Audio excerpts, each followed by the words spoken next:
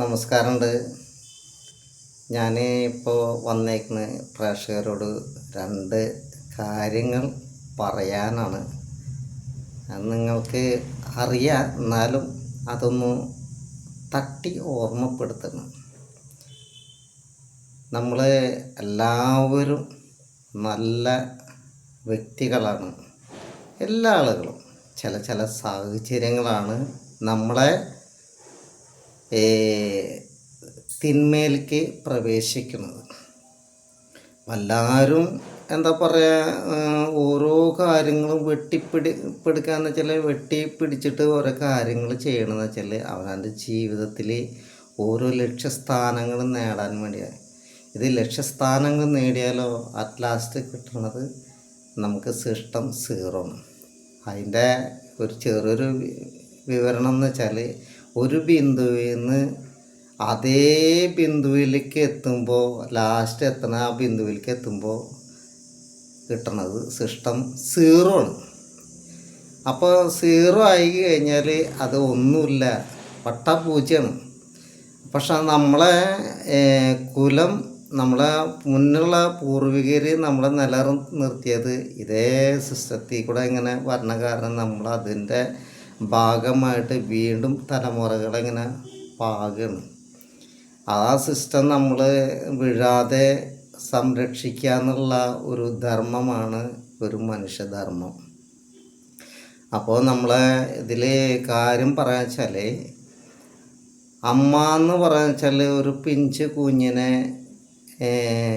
പ്രസവിച്ച് ആ ഭൂമിയിൽ കണ്ട് വീണ് കഴിഞ്ഞാൽ, അപ്പോൾ വീഴാതെ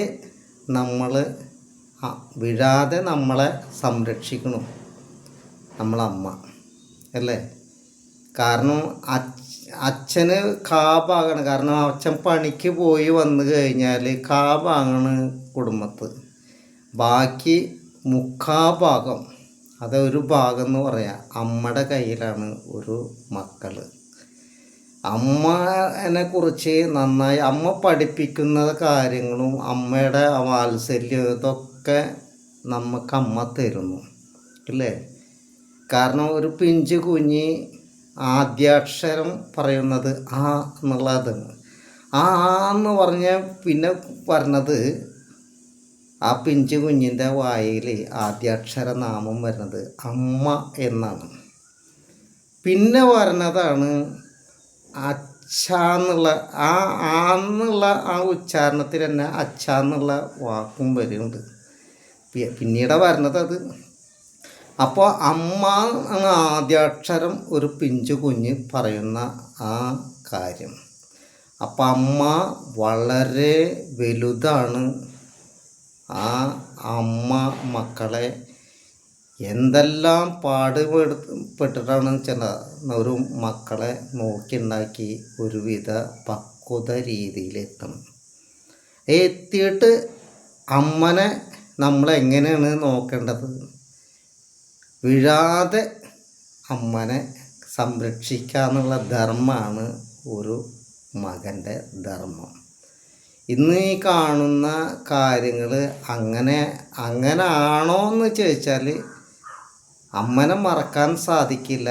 നമ്മുടെ ഈ മക്കളും ഭാര്യയൊക്കെ വന്നു കഴിഞ്ഞാൽ നമ്മൾ പല കാര്യങ്ങളും മറന്നു പോകും.